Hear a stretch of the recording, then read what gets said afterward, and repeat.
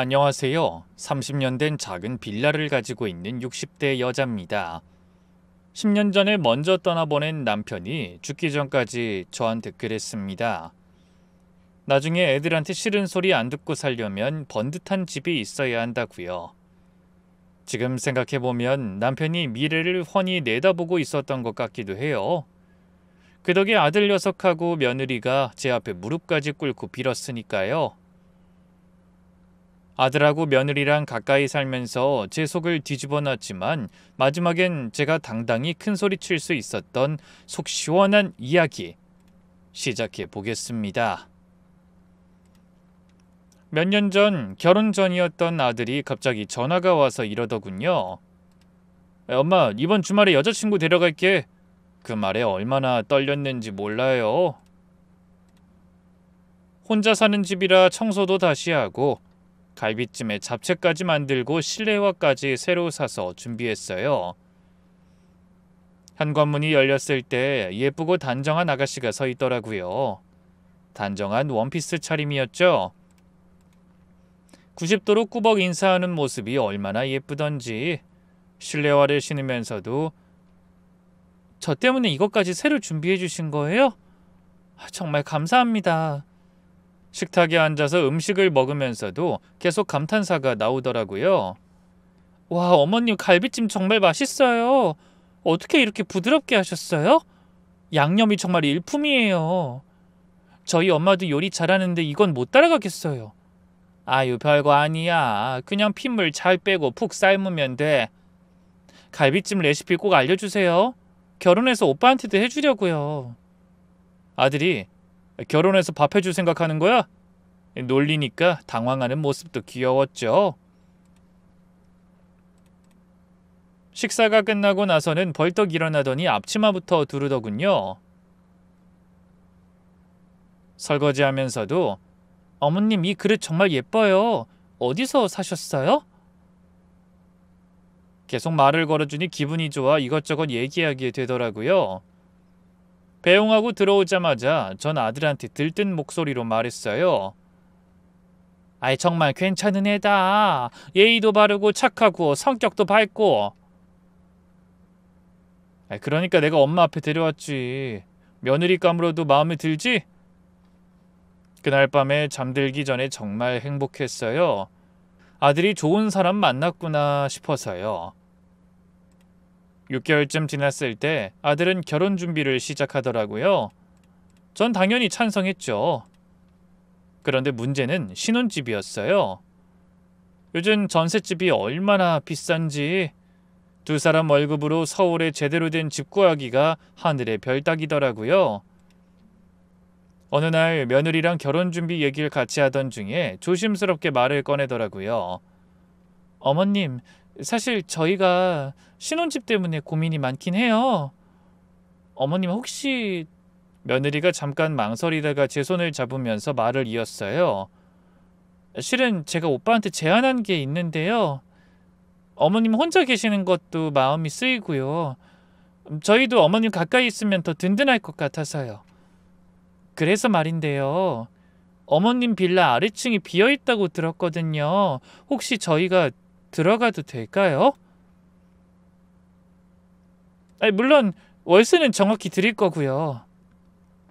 절대 공짜로 살겠다는 게 아니에요. 너무 놀랐어요. 요즘 젊은 사람들이 시어머니랑 가까이 살려고 하나요? 어머님도 외로우실 것 같고 저도 어머님 옆에서 요리랑 살림도 배우고 무엇보다 오빠가 어머님 혼자 계시는 거 걱정하니까 이렇게 되면 서로 좋잖아요. 그래도 내가 가까이 있으면 아무래도 전 이상하게 어머님이 친정엄마보다 더 편하게 느껴져요. 그리고 나중에 아이 낳으면 어머님이 봐주실 수도 있고. 제가 너무 앞서가나요? 며느리가 수줍게 웃으면서 그렇게 말하니 더 예뻐 보이더라고요. 어머님 보증금이랑 월세는 어떻게 하면 좋을까요? 저희가 알아본 시세로는 이 동네가 보통 월세 100만 원 정도 하는 것 같던데 어머님이 정해주세요. 그리고 보증금은 급히 쓸 때가 있어 그런데 1,000만 원만 드려도 괜찮을까요? 그래, 보증금은 알아서 줘. 그럼 월세는 50으로 하고 관리비랑 공과금은 너희가 내. 어머님 50은 너무 싸요.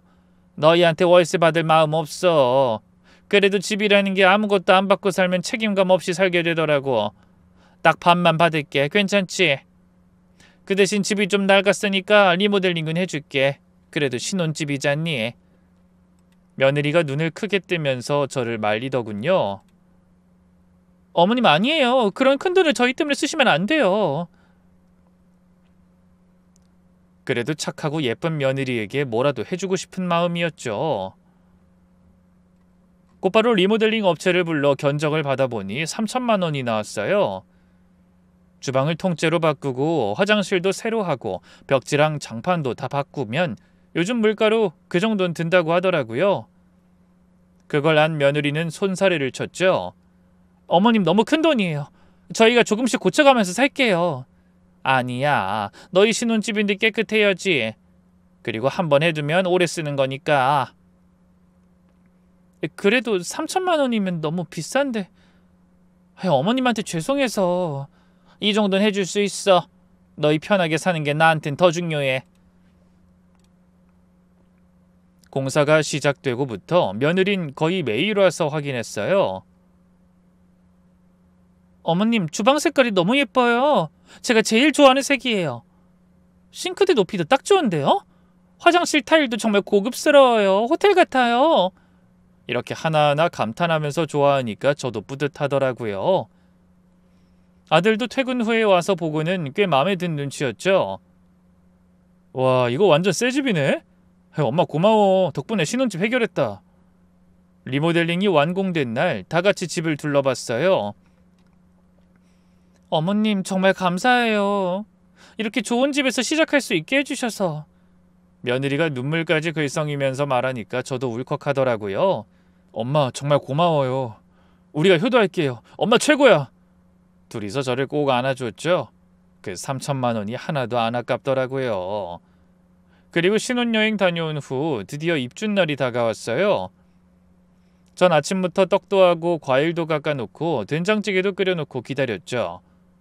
애들이 집 나르느라 힘들 텐데 점심이라도 먹여야지 생각하면서요. 이삿짐 차가 도착했을 때 저도 뭐든 돕고 싶어 곧장 내려갔어요. 어머님 올라가 계세요. 여기 저희가 알아서 할게요. 괜한 기분 탓인지 평소랑 말투는 똑같은데 뭔가 느낌이 달랐어요. 아이 가벼운 거라도 내가 들게. 아이 그냥 드시라니까요. 그러다 허리 다치면 병원비가 더 나와요. 제발 저희가 알아서 할 테니까 올라가 계세요. 짜증 섞인 목소리였어요. 이삿짐 센터 아저씨들도 있는데 좀 민망하더라고요.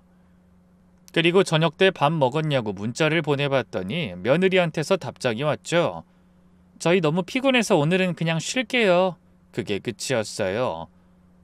다음날 아침 확실히 달라진 태도를 느낄 수 있었습니다. 아침부터 찾아온 며느리가 대뜸 월세 이야기를 다시 꺼내더라고요. 이사 잘 끝냈다는 이야기도 하기 전에 말이죠. 어머님 근데 50만 원이 좀...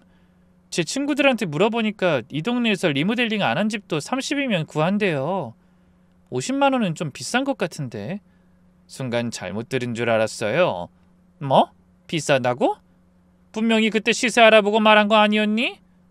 내가 3천만 원이나 들여서 리모델링 해준 것도 다 너희 때문에 한 건데. 알아요. 그냥 말씀드린 거예요. 50만 원 드릴게요.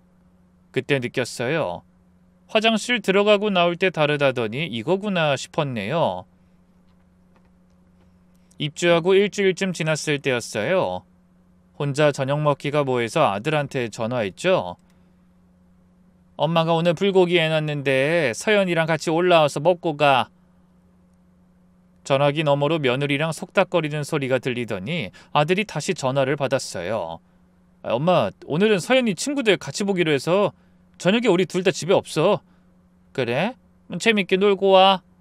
신혼이니 인사하고 만날 사람도 많겠거니 대수롭지 않게 여겼어요. 그런데 한 30분쯤 지나 초인종이 울려서 나가보니 배달원이 서 있더라고요. 맛있게 드세요. 이게 뭐예요? 전 배달 안 시켰는데요. 여기 302호 아니에요? 1층에서 호출했는데 계속 답이 없어서. 302호면 아래층이네요. 잠깐만요. 우리 아들 집이니까 주고 가요. 배달기사가 영수증과 피자를 주고 가는데 아들하고 며느리 집 주소더라고요. 분명히 저녁에 아무도 없을 거라고 했는데 영수증을 다시 확인했습니다. 주문 시간을 보니 제가 전화한 직후더라고요. 잠깐 고민하다가 아래층으로 내려갔어요. 며느리는 편안한 트레이닝복 차림으로 있었죠. 아까부터 집에 있던 것처럼요. 어머님? 갑자기 왜... 서연아, 이거 너희가 시킨 거야? 우리 집으로 배달이 왔길래. 아까 저녁에 친구들 만난다고 하더니 둘 다 집에 있는 거야? 네. 갑자기 취소됐는데 이따가 상황 봐서도 나갈 수도 있어요. 올라오면서 정말 많은 생각이 들었어요. 나랑 밥 먹기가 그렇게 싫었나? 왜 거짓말을 했을까? 차라리 솔직하게 오늘은 둘이 있고 싶다고 하면 안 됐나? 그날 밤은 정말 잠이 안 오더라고요. 한 달쯤 지났을 때부터 아래층에서 이상한 소리가 나기 시작했어요. 처음엔 그냥 TV 소리려니 했는데 새벽 2시에도 시끄러운 거예요. 죽여! 거기다 거기! 뒤에 있어! 게임하면서 소리 지르는 것 같더라고요. 한두 번은 참았어요. 근데 매일 새벽마다 그러니까 도저히 못 참겠더라고요. 다음날 아침에 얘기해야겠다 싶어 내려갔어요. 며느리가 머리도 안 감은 상태로 짜증 가득한 얼굴로 나오더라고요. 네? 갑자기 무슨 일이세요? 말투부터가 달라져 있었죠. 예전 같으면 현관에 절 이렇게 세워놓지도 않고 들어오라는 말부터 했을 텐데 갑자기 찾아온 것부터 마음에 안 든다는 식이었죠. 서연아, 어제 새벽에 너무 시끄러워서 게임 소리가 위층까지 다 들려. 그런데 며느리가 한숨을 푹 쉬더니 이러는 겁니다. 젊은 사람들은 다 이렇게 살아요. 돈 내고 사는 건데 좀 자유롭게 살면 안 돼요? 정말 기가 막혔어요. 자유? 새벽에 소리 지르는 게 자유야? 남한테 피해주는 게 자유야? 알겠어요. 조심할게요. 근데 어머님도 이런 식으로 너무 간섭하지 마세요. 가까이 산다고 아무 때나 막 찾아오고 그러지 마시고요. 먼저 연락하고 오세요. 문자하실 수 있잖아요. 그리고는 문을 탁 닫아버렸어요. 그날 저녁 아들이 며느리한테 얘기를 들었는지 올라왔어요. 엄마, 아침에 서연이한테 뭐라고 했어? 뭐라고 한 게 아니라 새벽에 너무 시끄러워서 우리도 조심하고 있어. 서연이가 엄마가 너무 간섭해서 스트레스 받는데. 내가 무슨 간섭을 해? 당연한 걸 안 지키니까 하는 소리지. 아들이 그렇게 말하고 내려가는데 정말 서운하더라고요. 다음날 밤 11시 또 시끄러운 소리가 났어요. 이번엔 노래방 기계 소리였죠. 며느리 목소리였어요. 음정도 안 맞는데 목청껏 부르는 거예요. 지금 11시야. 노래는 낮에 해. 이런 건 기본 아니니? 그렇게 늦은 시간도 아닌데. 다른 집은 12시에 청소기도 돌리던데요? 그래도 다들 잘 시간인데 조심해야지 서로. 이 빌라에서 어머님 혼자 일찍 주무시는 것 같던데. 솔직히 말씀드리면요. 어머님이 위층에 계시니까 집이 무슨 감옥 같아요. 이래서 시부모랑 가까이 사면 안 된다고 하나 봐요. 당당한 며느리의 말에 가슴이 찢어지는 것 같았어요. 시간이 흘러 첫 추석을 맞았을 때였죠. 전 일주일 전부터 혼자서 준비를 시작했어요. 아무리 층간소음으로 서로 사이가 안 좋아도 며느리랑 첫 명절인데 대충 할 순 없겠더라고요. 전에다가 나물, 동그랑땡, 송편까지 미리 준비해놓고 며느리에게 전화했어요. 명절 아침 아들 부부가 올라왔는데 문을 열어보니 둘 다 빈손이더라고요. 큰 선물을 바란 건 아니지만 그 마음가짐이 서운했죠. 차례상 차리는데도 며느린 소파에 앉아서 핸드폰만 보고 있었어요. 서연아, 이것 좀 도와줄래?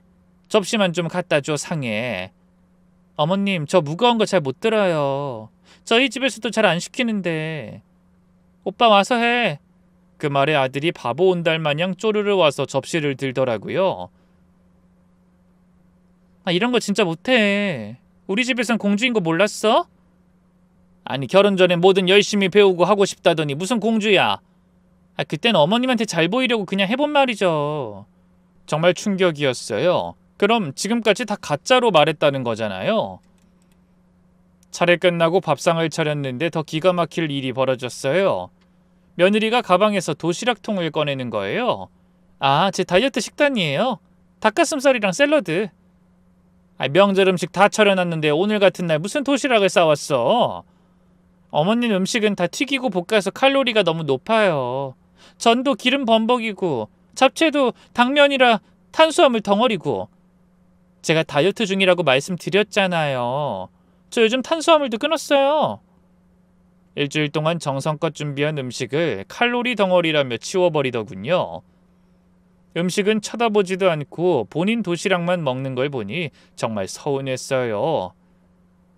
그래도 맛이라도 보지. 너 없었으면 이렇게 하지도 않았어.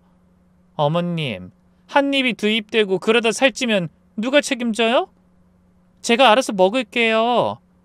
어머님도 뱃살 좀 빼세요. 앉으니까 접히잖아요. 내 나이에 다 그렇지 뭐. 그리고 얼마 안 가서 바로 친정집에 갈 준비를 시작하더라고요. 아무리 위아래 산다고 해도 빈손으로 와서 30분 만에 일어나 버리는 게 황당했죠. 어머님, 친정 가기로 했는데 늦었어요. 오빠 빨리 가자 챙겨. 그렇게 후다닥 나가버렸죠.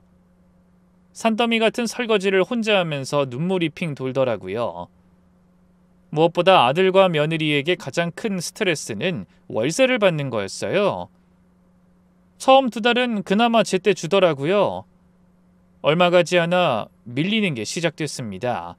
서연아, 이번 달 월세가 아직이네? 좋게 달래다가 도저히 안 되겠다 싶어서 아들한테 전화했죠. 월세 좀 제때 내. 나도 관리비 내야 하고 생활비 계획이 있는데. 엄마, 우리도 지금 좀 빠듯해서 조금만 기다려줘. 빠듯하다고? 너희들 다 직장 다니잖아. 그 정도 계획도 없이 살아? 요즘 서연이가 스트레스 받는 일이 많아서 쇼핑을 좀 많이 했어. 기가 막혔어요. 쇼핑할 돈은 있으면서 월세 내는 건 빠듯하다는 게. 결국 3주 만에 월세를 받았는데 며느리가 봉투를 주면서 하는 말이 가관이었죠. 어머님, 너무 돈 밝히시는 거 아니에요? 남도 아니고 저희한테. 뭐? 돈을 밝힌다고? 가족 간이 이렇게 재촉하시는 게 맞나 싶어서요. 그리고 솔직히 저희가 여기 살아서 어머님한테도 이득이잖아요. 공실로 두는 것보다도 저희가 온 게 낫죠. 이득? 내가 3천 들여서 리모델링까지 해주고 월세도 남들 반도 안 받는데? 그건 어머님이 하고 싶어서 하신 거잖아요. 저희가 해달란 것도 아니고. 하다하다 선심을 쓰고도 욕먹는 신세가 되더라고요. 한 번은 정말 궁금해서 물어봤어요. 도대체 돈을 어디다 쓰길래 월세도 제때 못 내니? 어머님이 상관하실 일이에요? 저희가 어떻게 쓰든 그건 저희 자유잖아요. 그 다음 달은 더 심했어요. 한 달이 다 지나도록 안 주길래 물어봤죠. 이번 달 월세는 언제? 너한테 이런 말 자꾸 하기가 불편하구나. 맨날 월세. 그깟 50만 원 가지고 왜 그러세요? 그럼 딴 데 가서 살아. 50이 그깟 돈이면. 편하다고 봐주니까 끝이 없어. 당장 보내. 왜 그렇게 극단적으로 나오세요? 그냥 좀 여유 있게 기다려달라는 거예요. 솔직히 월세 50이란 돈은 저한테 안 받는 거나 다름없었어요. 그래도 돈 한 푼 안 내고 사는 건 집에 대한 소중함도 모르고 살까 싶어 약속과 책임은 지는 게 좋겠다는 생각에서 정한 금액이었죠. 결국 며느리도 대들기 시작하더라고요. 적반하장이란 말이 절로 나왔습니다. 그럼 저희가 나갈게요. 마침 다른 집도 알아보고 있었거든요. 그럼 됐죠? 그래, 나가. 이참에 제대로 월세 받을 사람 구할게. 나도 그게 편하겠다. 이 집 때문에 다른 좋은 집도 포기했어요. 어머님 근처에 있어 드리려고요. 마치 자기들이 나한테 은혜를 베푸는 것처럼 말하더라고요. 그때부터 월세 날만 되면 속이 쓰리고 또 어떤 핑계를 댈까 걱정되고 월세 전쟁이 따로 없었습니다. 이게 매달 반복되니 저도 지쳤죠. 그렇게 점점 쌓여가던 서운함이 극에 달한 사건이 있었어요. 갑자기 배가 너무 아파서 참을 수가 없었어요. 도저히 안 되겠다 싶어서 119에 전화를 했죠. 여기 은평구, 배가 너무 아파서 네 혼자 있어요. 구급대원들이 와서 병원으로 이송했고 급성 장염 판정을 받았죠. 염증이 심해서 일주일은 입원해야 한다고 하더라고요. 저는 병실에 누워서 며느리한테 전화를 했어요. 지금 병원인데 급성 장염으로 입원했어. 일주일은 있어야 한단다. 네? 장염으로 입원도 해요? 오빠랑 얘기해보고 갈게요. 그런데 하루가 지나도 이틀이 지나도 안 오는 거예요. 다른 환자들은 가족들이 와서 죽도 끓여주고 과일도 깎아주고 그러는데 저는 혼자 자식도 며느리도 없는 사람처럼 병원 밥만 먹고 있었죠. 3일째 되던 날 문자 한 통이 왔어요. 며느리였죠. 어머님, 혹시 병원비 때문에 연락한 거면 편하게 말씀하세요. 근데 병원비 내드리면 저희가 이번 달 월세 못 드릴 것 같은데 괜찮으시겠어요? 아파서 누워있는 사람한테 위로는커녕 월세 타령을 하고 있더라고요. 결국 저는 그 일주일 동안 퇴원하는 날도 혼자 택시 타고 집에 왔네요. 집에 와서 보니 문고리에 검은 비닐봉지가 걸려 있더라고요. 안을 열어보니 인스턴트죽 3개가 들어있었죠. 그래도 병원에 못 왔던 게 신경을 쓰였구나 싶어서 자세히 봤더니 충격이었습니다. 유통기한이 6개월이나 지난 걸 갖다 놓은 거더라고요. 저녁에 며느리에게 일부러 그 얘기를 꺼내봤습니다. 근데 서연아, 유통기한이 많이 지났던데 언제 산 거야? 급하게 사느라 못 봤나 봐요. 근데 어머님 유통기한 지나도 먹는 데는 아무 지장 없는데? 있는 거라도 드시지. 전 그럼 버리세요. 죄송해요. 다시 사다 드릴게요. 이런 말 한마디 없이 전화를 끊더군요. 내가 무슨 잘못을 해서 며느리한테 이런 대접을 받아야 하나 싶었어요. 병원에서 퇴원하고 며칠 후 아들을 불렀어요. 한 번쯤 직접 얘기하고 싶었거든요. 엄마가 일주일이나 병원에 있었는데 어떻게 한 번을 안 와보니? 이런 거 하나하나 너무 예민한 거 아니야? 순간 제 귀를 의심했어요. 뭐? 예민해? 또 내가 잘못이냐? 아니 그게 아니라 서연이가 엄마가 자꾸 뭘 요구하는 것 같대. 병원 가면 뭐가 달라져? 우리 간다고 빨리 낫냐고. 엄마도 어른이잖아. 우리도 바쁘게 사는 사람들이야. 매번 엄마 일정에 맞춰서 움직일 순 없어. 정말 가슴이 찢어지는 것 같았어요. 내가 낳고 키운 아들이 이런 말을 하다니. 갈수록 버릇없어지는 게 며느리랑 똑같아지더라고요. 아들이라고 작은 희망을 품었던 제가 어리석었다는 걸 알았죠. 아들은 점점 며느리하고 같은 눈으로 절 보더라고요. 그리고 서윤이가 엄마 때문에 여기 사는 거 숨이 막힌데 사사건건 올라와서 말하고 서운한 티도 너무 많이 내는 것 같다고. 되게 힘들어해. 솔직히 나도 그 사이에 껴서 곤란하고. 엄마가 어른답게 좀 더 너그럽게 생각할 순 없어? 얼마나 더 참아야 하는 건데? 월세도 그렇고 우린 열심히 사는데 엄마가 너무 옛날 사고방식으로 대하는 것 같아. 옛날 사고방식? 기본적인 예의를 지키라는 게 어떻게 옛날 사고방식이야? 엄마, 서윤은 내가 지켜줘야 할 사람이야. 그럼 엄마는 남이야? 엄마도 중요하지. 근데 이제 내 가정이 있잖아. 우리도 우리 삶이 있어. 저는 듣고 싶지 않아서 손을 들어 말을 막았어요. 아들이 일어나면서 마지막으로 한 말이 정말 비수가 되어 꽂혔죠. 문 닫는 소리가 났어요.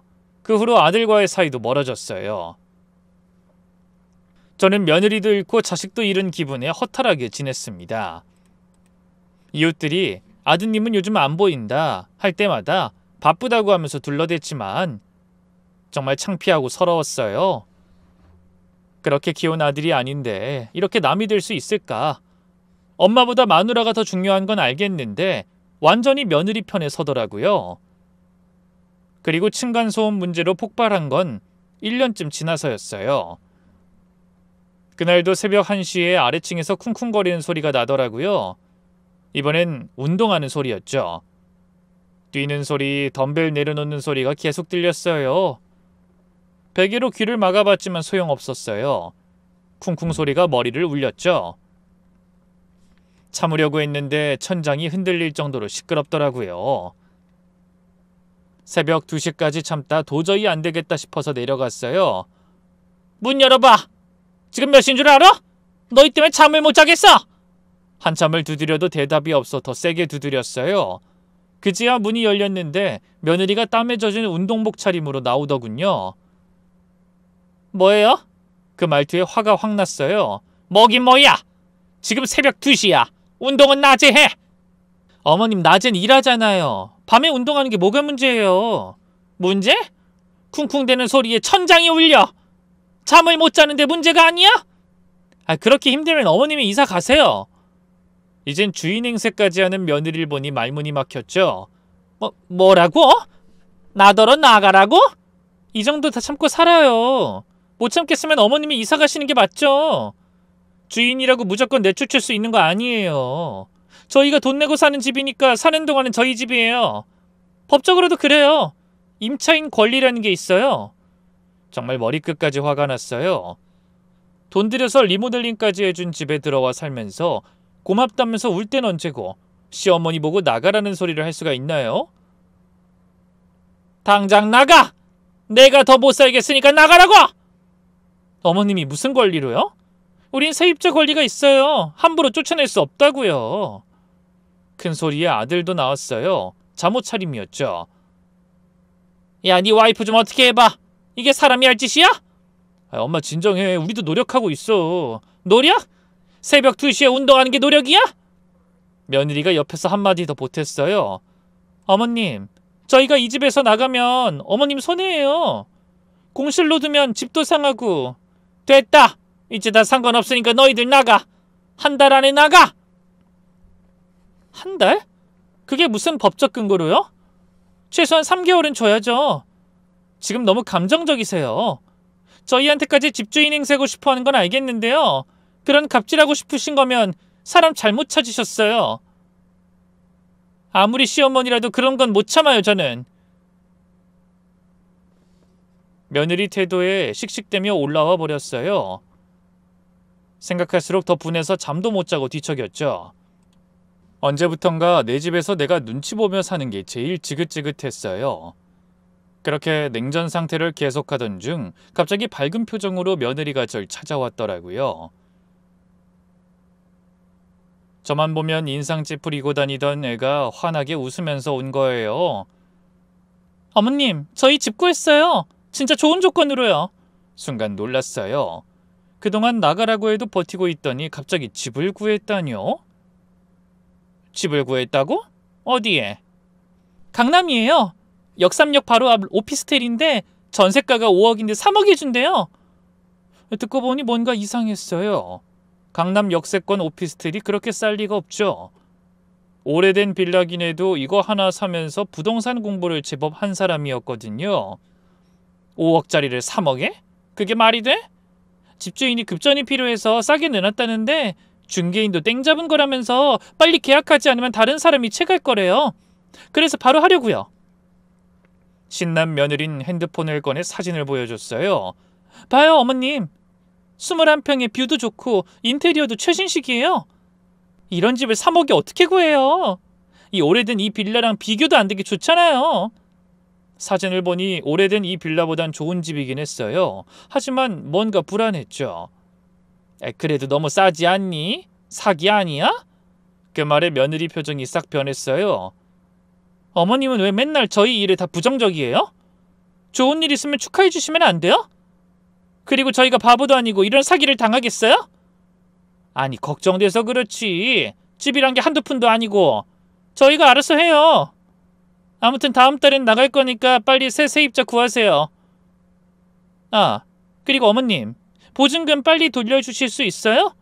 저희가 처음엔 1,000만 원 드린 거 있잖아요. 보증금? 너희가 집을 엉망으로 만들어놨던데? 엉망이라뇨. 그냥 좀 낡은 거죠. 2년이나 살았는데. 알았어. 나중에 수리비 빼고 줄게. 칼 같으시네요. 가족 간이 이렇게 독하게 살아야 건물 사나 봐요? 며느리가 비꼬든 말하고 나갔어요. 며칠 후 아들도 표정이 한껏 들떠 있더라고요. 둘 다 상태가 똑같은 게 보는 입장에선 더 불안불안했습니다. 엄마, 우리 진짜 좋은 집 구했어. 사진 봤지? 근데 5억을 3억에 준다는 게 좀 이상하지 않니? 그것도 강남인데. 서연이가 다 알아봤어. 등기부 등본도 확인했고 집주인도 직접 만났대. 등기부등본 제대로 봤어? 그래도 한 번 더 확인해봐. 요즘 전세 사기 많다던데. 제 조언에 아들도 화부터 내더라고요. 엄마는 왜 자꾸 재수없는 소리를 해? 초치지 마요. 우리가 바보도 아니고. 그리고 엄마가 나가라고 하도 난리를 쳐서 최대한 빨리 나가는 건데 왜 그래? 막상 우리 좋은 데 간다니까 아쉬워? 그래, 이 얘긴 그만하자. 그렇게 똑똑한 너희가 알아서 잘했겠지. 근데 엄마, 혹시 우리 돈 좀 빌려줄 수 있어? 돈? 갑자기 왜? 전세 자금이 좀 부족해서. 3천만. 나중에 이자 쳐서 갚을게. 내가 그런 돈이 어딨어. 그동안 월세 그 정도만 받은 것도 감사한 줄 알아. 아들이 실망한 표정으로 나갔어요. 그날 밤 정말 불안했어요. 5억을 3억에 준다는 게 정상일까? 하지만 이미 며느리랑 사이가 틀어진 상황에서 더 참견하기도 어려웠죠. 일주일도 안 돼서 며느리가 또 왔더군요. 어머님, 저희 내일 계약해요. 벌써? 제대로 알아본 거지? 당연하죠. 등기부 등본도 받고 집도 직접 봤어요. 정말 좋더라고요. 집주인은 만났고? 네, 만났어요. 되게 친절하신 분이에요. 40대 남자분이신데 사업 때문에 급전이 필요하대요. 그래서 싸게 주는 거래요. 중개사무소는 믿을 만한 곳이야? 강남에서 오래된 곳이래요. 걱정하지 마세요. 뭔가 불안했지만 더 말하면 또 잔소리한다고 할 것 같아서 꾹 참았어요. 계약금은 얼마나 하기로 했어? 집주인이 특별히 부탁하는데 계약금 3억 다 달래요. 뭐? 3억을 다? 보통 계약금은 10%만 하는데? 그러니까 싸게 주는 거죠. 당장 돈이 필요하대요. 대신 바로 입주할 수 있고요. 정말 이상했어요. 아무리 급해도 전세금을 계약금으로 다 받는다는 게 말이죠. 그래도 너무 이상하지 않니? 어머님. 저희가 어린애도 아니고 다 확인했다니까요. 다음날 저녁, 아들 부부가 같이 보낼 날이 얼마 안 남았다며 왔더라고요. 그래도 떠나는 마당에 저도 그동안의 앙금은 좋게 풀자는 생각이었어요. 어딘가 마음이 편하진 않았지만 축하해줬죠. 어머님, 진짜 집 너무 좋아요. 역삼역에서 5분 거리예요. 무엇보다 어머님이랑 좀 떨어져 지내는 것도 이 기회에 좋은 방법인 것 같아요. 이제 서로 편하게 살 수 있겠죠? 저희 적당히 거리 두면서 가끔 보는 게 훨씬 더 좋을 것 같아요. 그 말이 괘씸하다 싶긴 했지만 애써 내색하지는 않았어요. 그나저나 그 돈은 어떻게 마련했니? 저축도 안 하는 것 같더니. 대출 받고 적금 깨고 제 퇴직금도 빼고. 아들이 퇴직금이라는 말에 머뭇거렸어요. 퇴직금까지? 너무 끌어쓴 거 아니야? 그러다 무슨 일 생기면 어쩌려고? 그러자 며느리가 옆에서 덧붙였어요. 어쩔 수 없었어요. 좋은 매물이 나오면 빨리 잡아야 하니까. 걱정 마세요. 2년 후에 전세금 돌려받으면 다 해결돼요. 그리고 강남이니까 나중에 전세가도 더 오를 거예요. 모든 게 너무 급하게 진행되는 것 같더라고요. 하지만 더 말해봤자 싸움만 날 것 같아 얘기하는 것도 그만뒀어요. 걱정이 태산 같았지만 이미 계약은 끝난 상태였으니까요. 계약을 끝내고 나서부터 며느린 정말 거침이 없었어요. 엘리베이터에서 만나면 이제 며칠 안 남았어요 하면서 손가락으로 날짜를 세고 복도에서 마주치면 드디어 해방이다 하는 소리가 다 들리도록 좋아했죠. 하루는 복도에 나갔다가 며느리가 친구와 통화하는 것도 들었죠. 나 이제 강남으로 이사가. 역삼역 바로 앞이야. 완전 역세권이지. 뷰가 끝내줘. 시어머니? 말도 마. 2년 동안 정말 지옥이 따로 없었다. 위층에 사니까 맨날 감시당하는 기분이었다니까. 뭐만 하면 내려와서 문부터 두드리고. 야, 늙으니까 잠도 일찍 자. 초저녁부터 자면서 시끄럽다고 난리야. 정말 듣기 거북했어요. 끝을 모르고 제 험담을 계속하더라고요. 월세? 야, 50만 원 받으면서 건물주 행세하더라니까. 어쩐지 처음엔 고마웠는데 나 누르려고 그랬던 것 같아. 이제 그것도 끝이야, 끝. 다시는 시어머니랑 가까이 안 살 거야. 억만금을 준다고 해도 싫어. 그래도 2년 동안 정이 있을 텐데 어떻게 저런 말을 할 수 있을까? 좋게 마무리해보려던 제 마음과는 달리 며느린 끝까지 실망스러웠죠. 저녁에 아들이 올라왔어요. 미안함과 시원함이 반반 섞인 표정이더라고요. 엄마, 우리 가는 거 괜찮지? 서운한 건 아니지? 갑자기 무슨 말인가 싶었어요. 이제 와서 그런 말 하지 마. 그동안 얼마나 힘들었는데 엄마도 속이 다 시원하다. 그러니까 가서 잘 살아. 좋은 데서. 자유롭게. 그리고 이사 3일 전 며느리가 쓰레기를 버리러 나왔을 때 마주쳤어요. 어머님 이제 진짜 며칠 안 남았어요. 싹 버리고 다시 시작하려고요. 그래 알아서 잘하겠지 뭐든. 아, 혹시 보증금은 언제 주실 거예요? 이사 가고 나서 집 확인하고 줄게. 깐깐하시네요. 뭐 좋아요. 어차피 강남 가면 그 돈 필요 없겠지만. 드디어 이삿날이 됐어요. 아침 8시부터 이삿짐센터 트럭이 와서 시끄럽게 짐을 나르기 시작했죠. 창문으로 내다보니 며느리는 이것저것 지시하고 있었어요. 아저씨 그거 조심해서 옮겨주세요. 그게 제일 비싼 거예요. 목소리에서 신남이 묻어났어요. 박스에 거실이라고 쓴 건 따로 모아주세요. 그래도 마지막 인사는 하겠지 생각하고 기다렸어요. 아무리 사이가 안 좋아도 2년 동안 한 건물에 살았는데 점심때가 되도록 아무도 안 와서 제가 내려갔죠. 현관문이 활짝 열려있고 집안은 거의 비어있었어요. 이사 잘하고 있니? 며느리가 제 말에 짜증난 표정으로 돌아봤어요. 아, 네 거의 다 했어요. 그래, 앞으로 잘 살아. 건강하고. 그동안 서로. 네, 어머님도요. 아, 잠깐만요. 아저씨, 그거 깨지기 쉬운 거니까 조심해요. 저한테 대답하다 말고 이삿짐 아저씨한테 가버렸어요. 마지막까지 성의 없는 모습에 씁쓸했죠. 아들은 땀을 뻘뻘 흘리며 박스를 들고 나왔어요. 엄마, 우리 거의 다 옮겼어. 아, 짐이 꽤 많네. 그래, 수고했다. 앞으로 둘이서 잘 살아. 제발 저축도 하고. 아들이 뭔가 말하려다가 미안하다는 인사를 하며 손을 잡더라고요. 그냥 다 미안해. 엄마한테 잘못한 게 너무 많아. 엄마가 주책맞게 아들 욕심을 부렸어. 와이프나 잘 챙겨. 가봐, 바쁠 텐데. 아들이 눈시울이 붉어지는 것 같았지만 돌아서서 갔어요. 그때 저도 아들을 놓아줘야 한다는 걸 깨달았던 것 같아요. 마지막 짐을 싣고 트럭이 출발하려고 할 때였어요. 갑자기 며느리가 창문을 내리더니 동네가 떠나가라 소리를 치는 겁니다. 야호! 드디어 해방이다! 난 자유다! 팔을 휘저으며 좋아하는 모습이 정말 어이가 없었네요. 아들이 운전석에서 조용히 하라며 말리는 것 같았지만 며느린 계속 소리쳤어요. 이제 눈치 안 봐도 된다! 만세! 후진 빌라도 안녕! 이 동네 다시는 안 올 거야! 트럭이 출발하고 나서도 며느리의 환호성이 들렸어요. 혼자 서서 트럭이 사라질 때까지 봤죠. 2년 만에 드디어 끝났구나 싶으면서도 왠지 마음 한구석이 허전했죠. 그리고 저는 빈집을 확인하러 내려갔어요. 그래도 돈 들여서 예쁘게 꾸며놨던 집이었는데 얼마나 제멋대로 썼는지 엉망이었죠.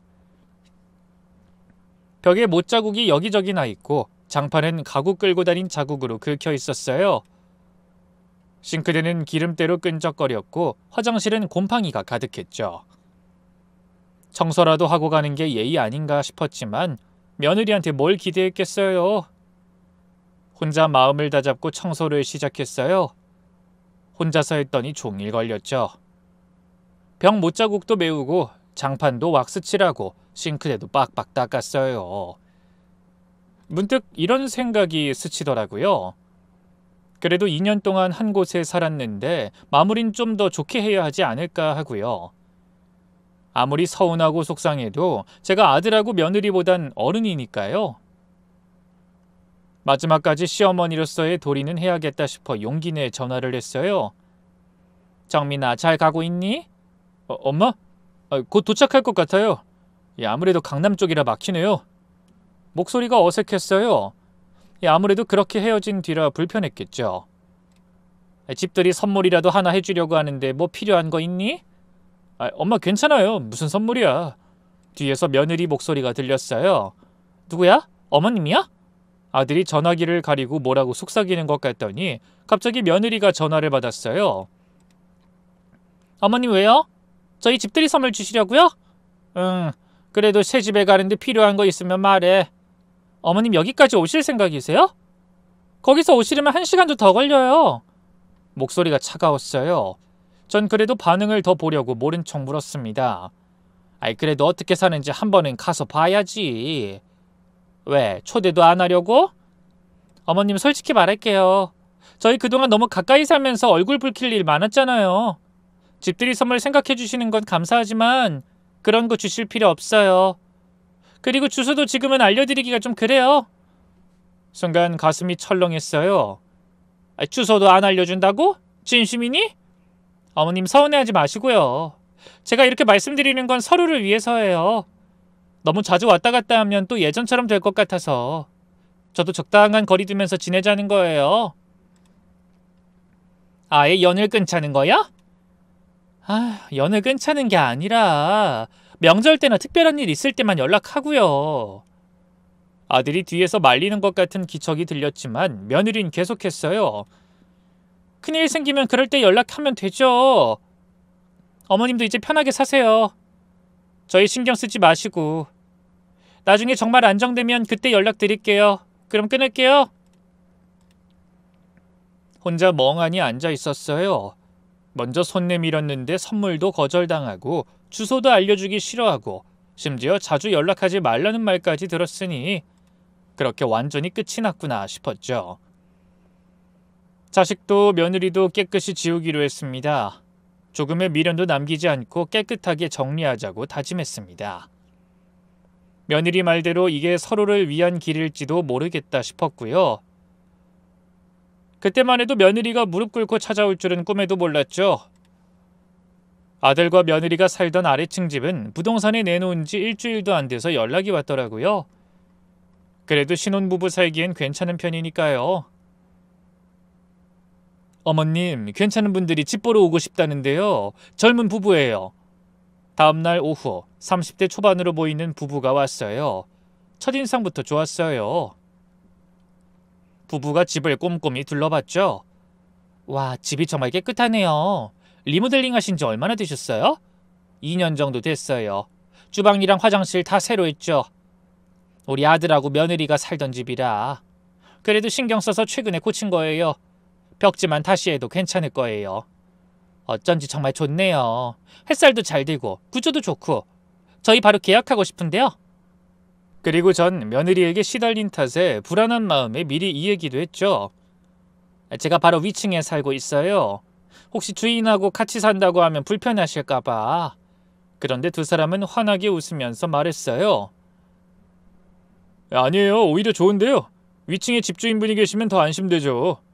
궁금한 거 생기면 바로바로 여쭤볼 수도 있고 자주 인사드리고 친하게 지내요. 맞아요. 그리고 저희는 조용히 사는 편이라 층간소음 걱정은 안 하셔도 돼요. 계약하고 나서 정말 마음이 편해졌어요. 입주하던 날 부부는 이삿짐을 다 옮기고 나서 바로 인사를 왔더라고요. 문을 열어보니 떡상자를 들고 서 있었어요. 아이고 무슨 이런 걸 왜 가져왔어요? 이사 왔는데 당연히 떡은 돌려야죠. 앞으로 잘 부탁드립니다. 그 후로 우리는 정말 좋은 이웃이 됐어요. 월세는 항상 3일 전에 미리 입금하고 문자까지 보내놓더라고요. 만날 때마다 안부도 묻고 옥상에 이불 널고 비 오면 대신 걷어주기도 하고요. 한 달쯤 지났을 때 이런 일도 있었어요. 시장 가다가 사과가 너무 맛있어 보여서 좀 사왔어요. 드셔보세요.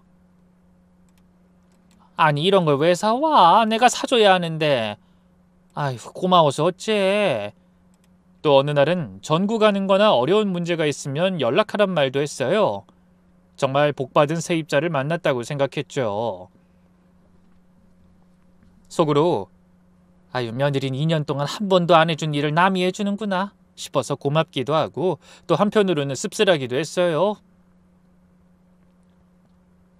그렇게 혼자가 익숙해지던 생활이 이어질 때쯤 시장 다녀와서 막 현관문을 열려는데 누군가 복도 끝에 쭈그리고 앉아있더라고요. 누구지? 하고 가까이 가보니 연락 한 번 없던 며느리더라고요.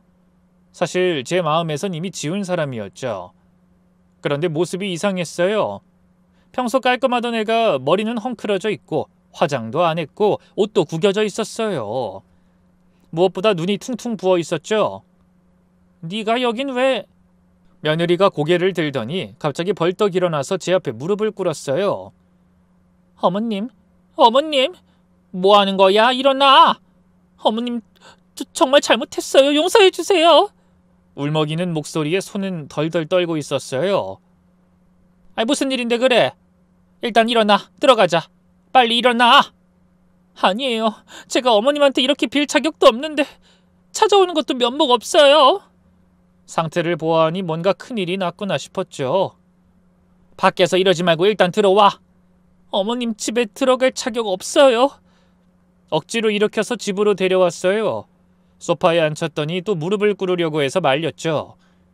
물을 주니까 덜덜 떨리는 손으로 받아 마시더라고요. 무슨 일이 있던 거야? 며느린 한참을 울다가 겨우 입을 열었어요. 울먹이며 그동안 있었던 이야기를 시작하더라고요. 어머님, 저희 사기당했어요. 이사 가는 날 강남 오피스텔로 갔는데 근데 도착하니까 문이 안 열리는 거예요. 문이 안 열려? 비밀번호를 눌러도 안 되고 집주인한테 전화했더니 없는 번호라고. 역시나 싶었어요. 불안한 예감이 맞았구나. 그래서 중개사무소로 갔는데 문이 닫혀 있었어요. 간판도 없어지고. 건물관리사무소에 물어보니까 그런 중개사무소는 원래 없었대요. 경찰에 신고했더니 이미 여러 건 신고가 들어왔대요. 전형적인 전세 사기단이래요. 며느리는 서러운지 애처럼 울기 시작했어요. 등기부 등본도 가짜였어요. 진짜 등기부 등본 떼서 확인해보니까 집주인이 완전히 다른 사람이었어요. 저희가 만난 사람은 사기꾼이었고. 그 집은 진짜 있는 집이야? 근데 이미 다른 사람이 살고 있었어요.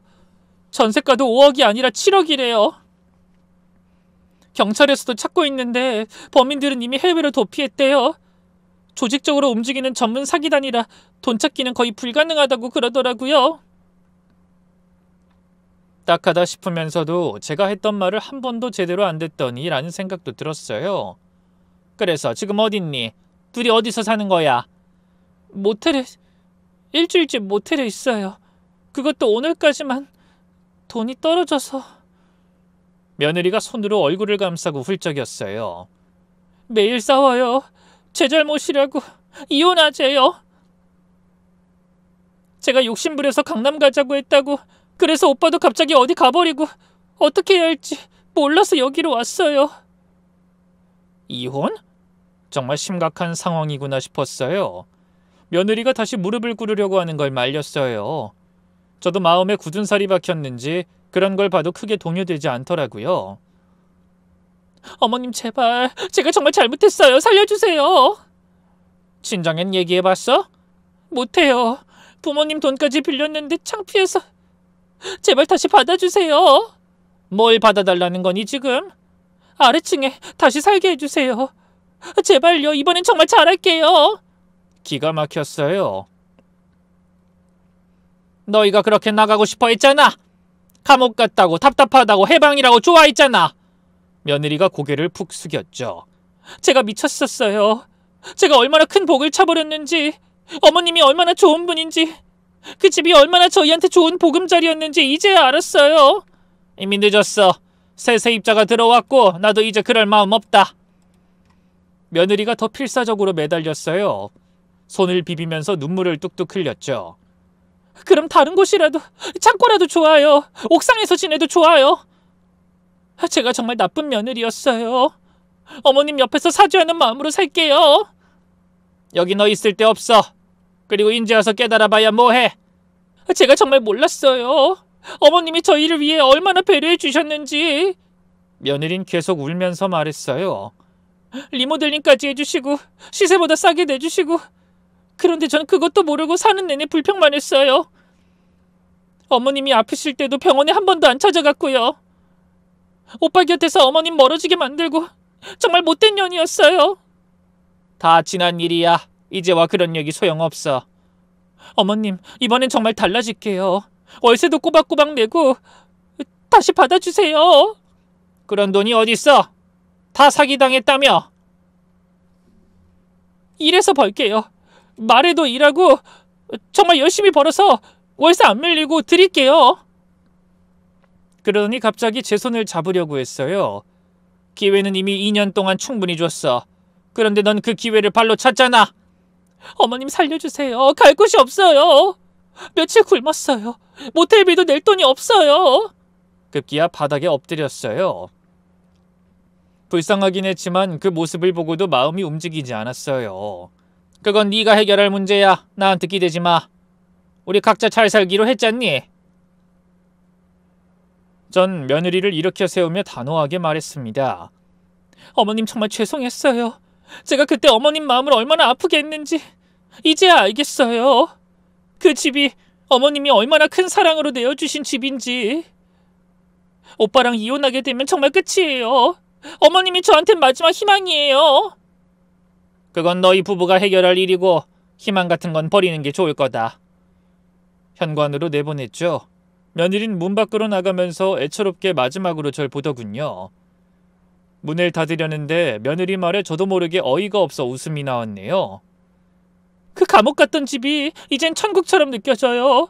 돌아가고 싶어요, 정말. 참 별소리를 다 듣겠다. 너 얼마 전까지 뭐라고 했어? 해방? 시어머니 얼굴 안 봐도 된다고 신나서 소리 지르면서 갔잖아. 계속 자유롭게 살지 왜 다시 감옥에 들어오려고 그래? 어머님 제발. 제가 정말 아무것도 몰랐어요. 그리고 말이야. 입주하자마자 떡 사와서 인사하고 월세도 3일 전에 미리 입금하고 과일 사다 주고 반찬 나눠 먹는 부부가 있는데 처음 만난 사람들인데도 날 이렇게 대하더라. 2년 동안 한 건물에 살면서 얼굴도 안 비추던 너보다 훨씬 낫더구나. 며느리가 현관문을 잡고 서서 흐느꼈어요. 전에 너한테 얘기했었지. 집보다 사람이 중요하다고. 아무리 좋은 집이 있어봐야 그 집에 사는 사람의 마음이 더 중요한 거야. 네, 기억해요, 어머님. 이제 알아요. 믿어주세요, 네? 그런데 넌 집만 보고 사람은 안 봤지. 그러니까 사기꾼한테 속은 거야. 집 줄 땐 눈물 흘리다가 손바닥 뒤집듯 바뀌는 너 보면서 나도 많이 깨달았다. 아무한테나 마음 주고 정 주는 거 아니라고. 전 마지막으로 며느리를 똑바로 쳐다보며 말했습니다. 난 널 용서할 순 있어. 하지만 다시 받아들일 순 없다. 용서와 관계 회복은 다른 문제야. 너도 이 경험으로 뼈저리게 느꼈길 바란다. 시부모든 친부모든 주변 사람 소중히 여기는 법을 말이야. 난 며느리한테 그런 취급당하면서 2번 속고 싶지 않다. 너희 식대로 일어서 급할 때만 와서 소중한 척하지 말고. 정말 죄송했어요. 혹시라도 어머님 마음 풀리시면 그만 가. 다신 오지 말고. 집이 남아돌아도 너 살 곳은 여기 없어. 문을 닫았어요. 밖에서 며느리가 한참을 서 있는 것 같았지만 열어주지 않았죠. 1시간쯤 후에 창문으로 내다보니 며느리가 터덜터덜 걸어가고 있더군요. 불쌍한 마음은 들었지만 제 결정에 후회는 없었어요. 그 후로 며느리와 아들 소식은 전혀 들리지 않았어요. 어떻게 지내는지, 부부가 화해했는지, 어디서 사는지 아무것도 모르죠. 자식이 걱정될 때도 있지만 더는 제가 상관할 일이 아니라고 생각해요. 이제 전 편안해요. 마음의 짐도 덜었고 좋은 이웃도 만났고 무엇보다 가족이니까 하면서 참고 살 필요가 없다는 게 제일 좋네요. 그동안 너무 멍청하게 퍼주고 살았던 것 같아요. 받을 줄만 알고 감사할 줄 모르는 사람들에게 말이죠. 이제부턴 저를 진심으로 대해주는 사람들과 함께 남은 인생 행복하게 살 겁니다. 혹시 저처럼 며느리 때문에 고생하시는 분들 너무 참고 살지 마세요. 제 이야기가 비슷한 고민을 하는 분들께 조금이나마 위로가 됐으면 좋겠네요. 긴 사연 들어주셔서 감사합니다.